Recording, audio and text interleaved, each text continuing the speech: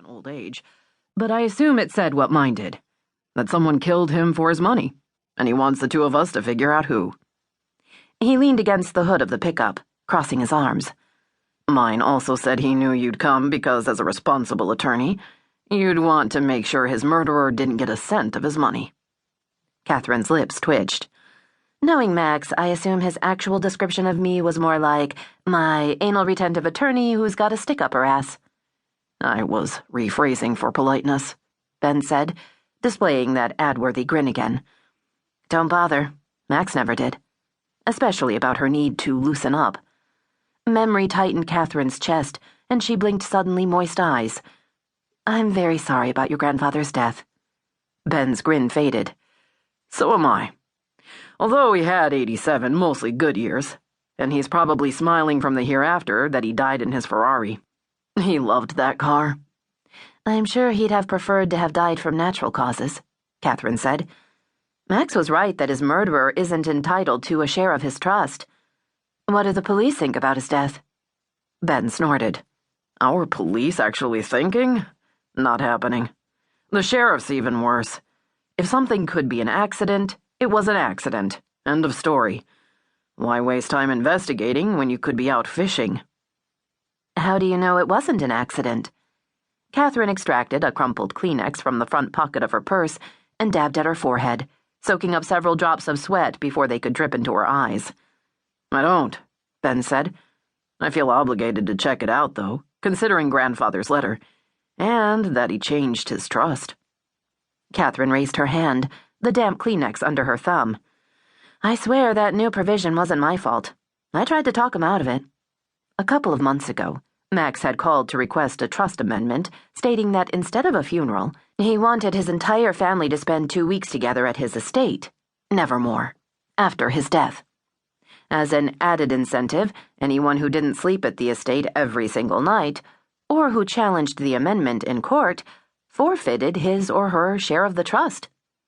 I don't blame you, Ben said.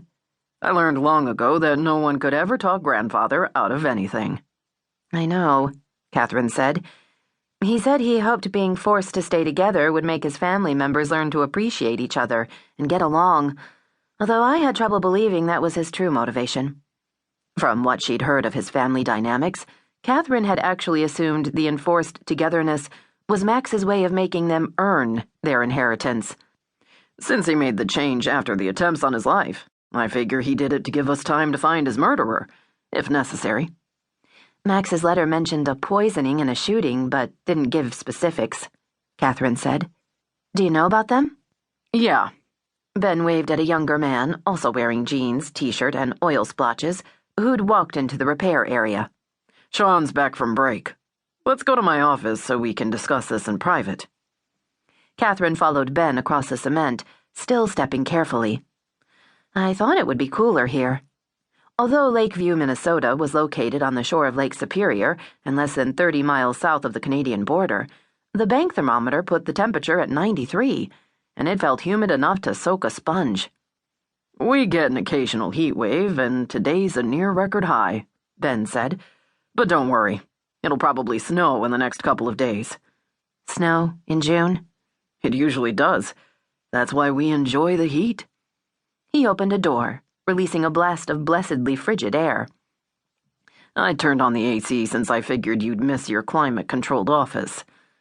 I appreciate it. Catherine stepped into a small office, inhaling cold air that smelled of chocolate and coffee, courtesy of a scrunched-up Snickers wrapper and a partially filled Napa Auto Parts mug on the gray metal desk.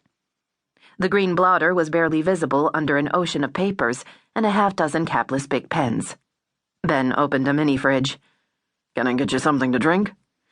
I'd love some water, Catherine said, sitting down on the folding chair nearest the window air conditioner. Add a possible June snowstorm to the list of reasons why she did not want to be here.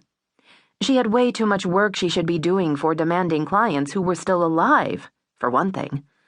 Small towns also made her antsy and claustrophobic, and with just over 3,000 people, Lakeview was definitely small.